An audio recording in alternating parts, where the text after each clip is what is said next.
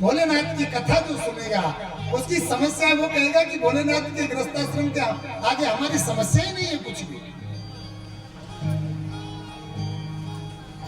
सप्त ऋषियों ने जाकर के हिमवंत से कहा कि अब जाओ और पार्वती को लेकर आओ। हिमवंत जाते हैं, पार्वती को लाते हैं और इधर शिवजी फिर समाधि में डूब जाते हैं। समाधि का मतलब होता है समधन धी समधन अधि, यानी कि समान रूप से श्रेष्ठ स्वरूप में समझ जाए। आदमी अपने स्वरूप में खुद खो जाए। आप बुलानो आप में, बंधो आप में आप, और जाको तू ढूंढत फिरे सो तू आप ही आप। ये खुद खुदा है, इसके अंदर नारायण है, लेकिन ये दूसरे में नारायण देखता है, इसलिए नारायण चुप है। आप बुलानो आप में, बंधो आप में। श्रेष्ठ स्वरूप में भोलेनाथ समा गए। इधर पार्वती के विवाह की तैयारियां होने लगी और इधर ताड़कासुर देवताओं को परेशान करने लगा। सारे देवता मिलकर के विष्णु भगवान के पास गए। उन्होंने कहा कि प्रभु ताड़कासुर से परेशान है। उन्होंने कहा चिंता मत करो, भोलेनाथ की शादी होगी और भोलेनाथ की शादी के बाद में उनके गृहस्थाश्रम में कार्तिक नाम का बेटा होगा और उसके द्वारा ताड़कासुर का वध होगा। मैं कहता हूं कि ये बेटे होने में और बेटा पैदा करने में रात दिन का अंतर है। होना स्वाभाविक है, इसलिए बेटे नहीं होते हैं, गड़बड़ हो जाती है। बेटा आखिरकार साधु और स्वादु में अंतर क्यों पड़ जाता है? हमारी कौन से हमारे घर में साधु क्यों नहीं होते हैं? क्योंकि साधु पैदा करने के लिए प्रकृति के सिद्धांतों का पालन करना पड़ता है।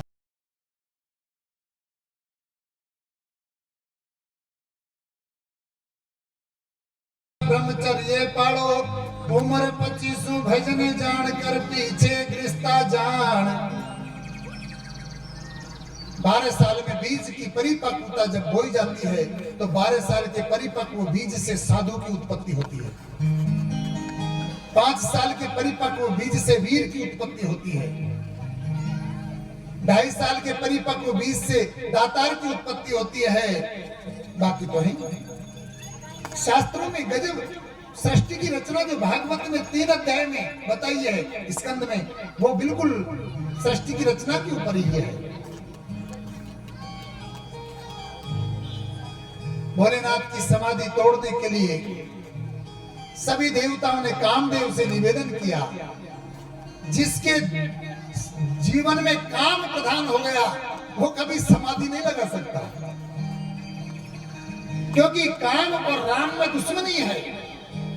जहाँ काम है वह राम नहीं हो सकता, और जहाँ राम है वह काम नहीं हो सकता। जहाँ सत्य है वह सत्ता नहीं हो सकती, और जहाँ सत्ता है वह सत्य नहीं हो सकता।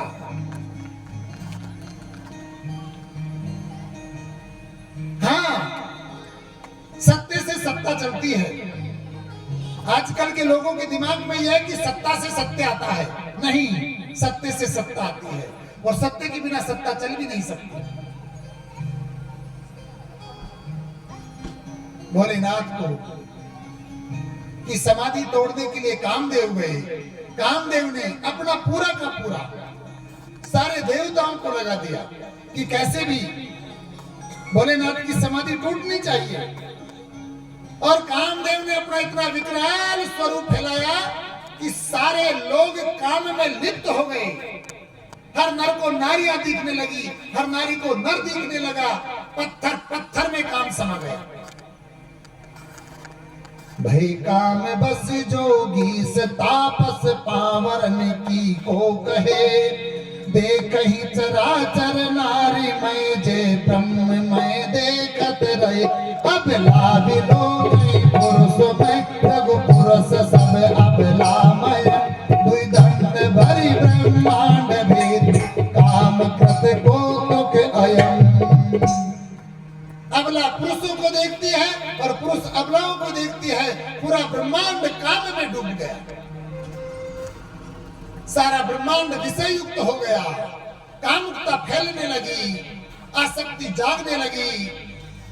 तब तुलसी ने लिखा, धरे काहू धीर सबके मन मन सिज हरे। संत महात्मा भी काम के वशीभूत होकर के विश्वामित्र मेनका के पीछे दौड़ पड़े। कितने बड़े संत है विश्वामित्र, मेनका के और परशुराम पाराशर ऋषि मत्स्यगंधा के पीछे दौड़ पड़े काम के वशीभूत होकर के। तुलसी जी लिखते हैं कि कोई धीर ही नहीं धरता है, हर घट में मन सीज पैदा हो गया, हर घट में काम पैदा हो गया। तब तुलसी ने कलम फेंक दी कि मैं आगे नहीं लिख सकता, क्योंकि ये तो काम का राज हो गया, राम का राज तो रहा ही नहीं। मैं राम कथा लिख रहा था और यह काम कथा चालू हो गई। तब ऐसा कहते हैं कि तुलसी जी जब हतोत्साहित हो गए, निराश हो गए, कलम फेंक दी, तब हनुमान जी आए और हनुमान जी ने रामायण की अगली पंक्ति लिखी। हनुमान जी की लिखी हुई पंक्ति है, ये मेरे बाबा ने लिखी है। ये तुलसी की पंक्ति नहीं है अगली, ये तुलसी की पंक्ति तो यही है कि धरेन काहू धीर सबके मन मन सिज धरे। और अगली पंक्ति बाबा हनुमान जी महाराज ने लिखी है। जैसे ही तुलसीदास जी ने कलम फेंकी, हनुमान जी ने उठाई और लिखी, जो राखे रघुवीर ते उबरे ते ही काल महू। जिसके ऊपर कृपा भगवान की रही वो काम के वशीभूत नहीं हुआ। ये बाबा हनुमान जी ने लिखी है। जिसके ऊपर कृपा राम की होती है वहां काम नहीं व्यापता। देहिक दैविक भौतिक तापा राम राज में काहुन व्यापा। देहिक देविक भौतिक ये तीनों ताप जिसके घट में राम की माला चलती हो, उस घट में कभी भी काम नहीं व्यापता। सतगुरुदेव भगवान की राम की कृपा से भारत के संतों के ऊपर लोगों ने इतने अपराध किए, इतने प्रहार किए। राजस्थान को मीरा देने वाले रविदास की हत्या की गई, उसे मार दिया गया, लेकिन राम को नहीं छोड़ा। पूरा मारवाड़ और मेवाड़ मीरा के ऊपर उपड़ पड़ा। कहने लगे मीरा मरनी चाहिए, मीरा कुलनासी है, मीरा ने बदनाम कर दिया। लेकिन मीरा मेरे तो गिरधर गोपाल दूसरा न कोई, जाके माथे मोर मुकुट मेरा पति सोई। मेरे गिरधर गोपाल है। 6 वर्ष की मीरा, 6 वर्ष की मीरा सामने सरकार को दूध पिला देती है साहब, और हम भोग लगाते हैं। मैं भोग का विरोधी हूँ, मेरी रामायण भोग का विरोधी है। भगवान को भोग नहीं लगाना चाहिए। मैं भोग विरोधी हूँ, क्योंकि भोग से रोगों की उत्पत्ति होती है। शास्त्र कहता है कि सोग भोग सो रोग सहे नुगरा, आपत विपदा भय भारी, और गुरुमुखी सुन जो नर और नारी, सुख थोड़ा दुख है भारी। ये भोग से रोगों की उत्पत्ति होती है, इसलिए भोग नहीं चढ़ाना चाहिए भगवान को, भोग से बचना चाहिए। ये भोग से तो हमारा शरीर का नाश होता है, भोग से संसार का नाश होता है, भोग से ही कर्म का नाश होता है। ये भोग पाप है, इसलिए भगवान को भोग मत लगाओ। फिर तुम्हारी मर्जी है, 56 लगाओ। जय जगदीश, अरे चढ़ा दियो भोग, खा दिया भगवान, खाया नहीं खावे। ये बहुत बड़ा मैं कहूंगा नहीं, ठीक नहीं लगता, क्योंकि आप लोगों के दिमाग में बिल्कुल जो कैसेट भर रखी है ना, वो कैसेट के ऊपर अगर मैं डबल कैसेट भर दूंगा ना, तो फिर वो कैसेट चलेगी तो जन कहीं गाँव भी अलग ही समस्या है। शास्त्र कहते हैं कि भोग से रोगों की उत्पत्ति होती है, इसलिए भगवान तो प्रार्थना और वंदन के हैं भोग के नहीं है भाई, मत मत करो ये नाटक। भोग के तो हम हैं, हम हैं। भगवान को क्यों रोक दे रहे हो यार? भजना है तो मीरा की तरह भजो। 6 साल की मीरा से जब दादाजी ने कहा कि बेटा आज मैं परगांव जा रहा हूँ, भगवान को भोग लगा देना, मीरा ने सोचा कि मौका मिला है, आज भगवान से 2-2 हाथ हो जाए। और 6 साल की मीरा जब दूध का कटोरा लेकर के और भगवान सांवरिया सरकार के मंदिर में जाती है, कहने लगी भगवान, ओ प्रभु, ओ सांवरिया सरकार, दूध पियो। आज मेरे दादा नहीं आएंगे, मेरे दादा परगाम गए हैं, इसलिए आप दूध पी लो और सो जाओ। प्रातः होते ही फिर दूध पिलाने आऊंगी, प्रातः भी दादा नहीं आएंगे। अब भगवान के आगे दूध का कटोरा लेकर के मीरा खड़ी है, लेकिन भगवान दूध नहीं पी रहे हैं। आज तक कोई भगवान ने तुम्हारा हाथ में खाना खायो के जन्म नहीं खावे? भगवान जाने कि या खुद ही खाओगे, को नहीं खुआवे। अतरो बेवकूफ थोड़ी भगवान की तुम्हारा प्राण ठान सुरम जाओ। भाव की भक्ति होनी चाहिए। ये बेवकूफी कहां तक चलेगी? भगवान के सामने किसी की चतुराई नहीं चलती है। भगवान के सामने तुम जाकर के इतना बड़ा पाखंड कर दो कि 2 रोटी चढ़ा करके और खुद खा जाओ।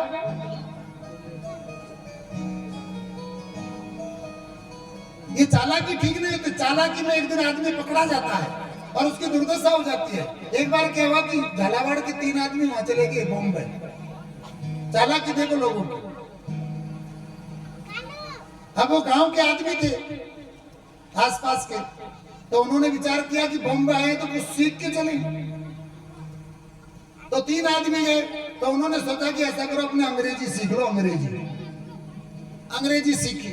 एक कोई रेलवे स्टेशन पे बोल रहा था यस यस, एक ने सीख लिया यस।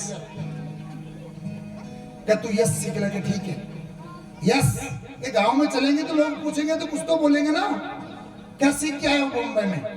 अंग्रेजी बोलो। अब बहुत पुरानी बात है, उस समय अंग्रेजी नहीं चलती थी। यस। फिर एक अंग्रेज बोल रहा था कि VR3, वो VR3। तो दूसरे से कहा कि तू यस सीख ले VR3। तो दूसरे ने सीख लिया VR3। मैं बता रहा हूं ये दृष्टांत के माध्यम से आपकी दशा क्या है। VR3। अब तीसरा ने कहा मैं क्या सीखूं? तो एक अंग्रेज ने फिर बोला दूसरी ट्रेन में कि डोंट वरी, तो उसने डोंट वरी सीख लिया।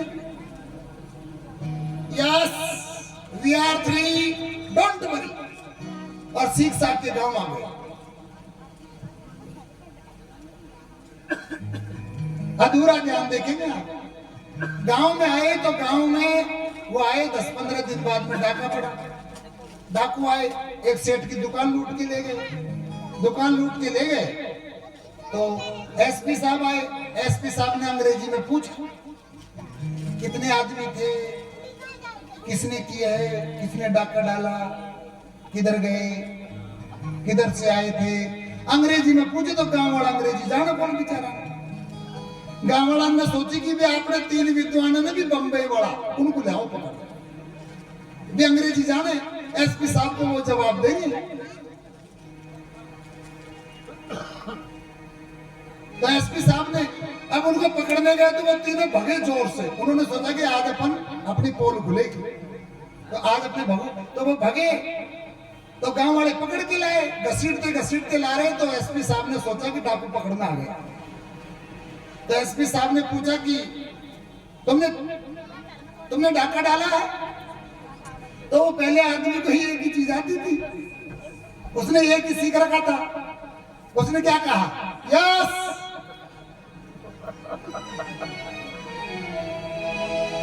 दूसरे से पूछा कि कितने आदमी थे? कि VR3। उसने वही सीख रखा था। क्या बोल तो सत्य रहे यार, 3 ही है। VR3 हम 3 आदमी थे। तो कहा चलो जेल में। तो तीसरे ने कहा कि डोंट वरी, कोई चिंता नहीं, ये यही हालत हमारी भक्ति की है। क्या हो जिस दिन पकड़ में आएंगे ना उस दिन ये हमारी चतुराई और हमारी अंग्रेजी का ही काम में कोना नहीं, और हम पकड़े जाएंगे और ये काल है ना ऐसे ले जाएगा जैसे मरे हुए किसी छोटे से जानवर को बाद अपने पंजे में भर के उड़ाना जाता है। ये चतुराइयां मत करो राम जी के सामने। राम जी भाव के भूखे हैं, भाव के बिना न वो भोजन करते हैं, न दूध पीते हैं, न प्रकट होते हैं, न भगत बनाते हैं। मीरा बार बार कहती है कि दूध पियो, लेकिन नहीं पीते हैं भगवान। पीना पड़ेगा, जब नहीं पिया तो मीरा आंखों में आंसू भरकर रो पड़ी।